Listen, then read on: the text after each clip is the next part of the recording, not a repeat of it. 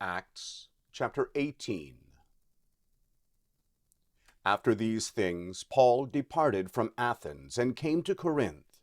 He found a certain Jew named Aquila, a man of Pontus by race, who had recently come from Italy with his wife Priscilla, because Claudius had commanded all the Jews to depart from Rome. He came to them, and because he practiced the same trade, he lived with them and worked, for by trade they were tent makers.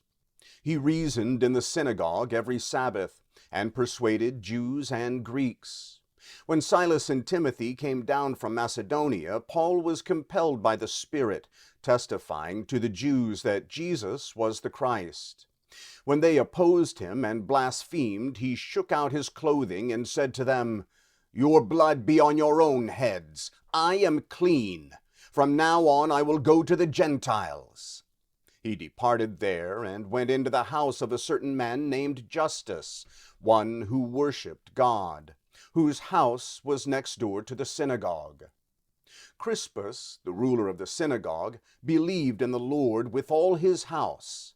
Many of the Corinthians, when they heard, believed and were baptized. The Lord said to Paul in the night by a vision, "Don't be afraid, but speak and don't be silent, for I am with you, and no one will attack you to harm you, for I have many people in this city."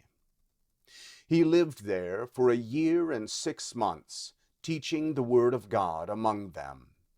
But when Gallio was proconsul of Achaia, the Jews with one accord rose up against Paul and brought him before the judgment seat, saying, "This man persuades men to worship God contrary to the law."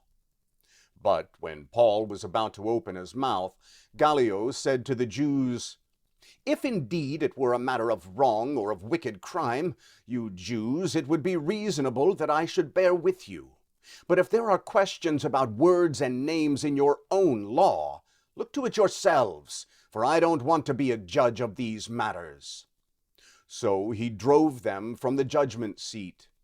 Then all the Greeks seized Sosthenes, the ruler of the synagogue, and beat him before the judgment seat. Gallio didn't care about any of these things.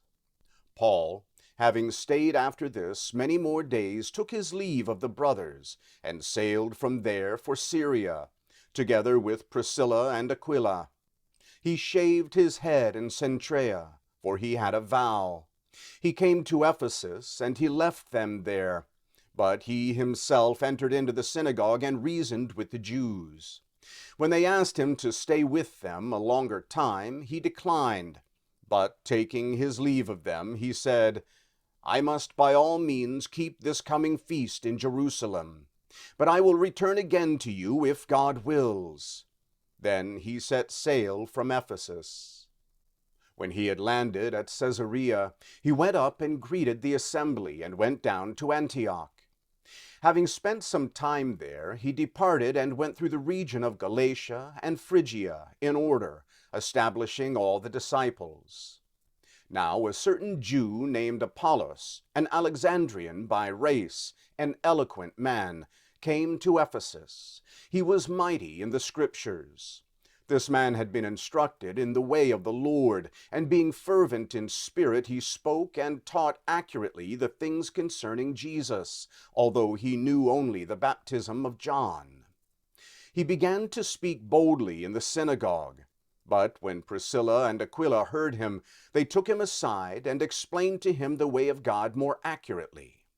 When he had determined to pass over into Achaia, the brothers encouraged him and wrote to the disciples to receive him. When he had come, he greatly helped those who had believed through grace, for he powerfully refuted the Jews, publicly showing by the Scriptures that Jesus was the Christ.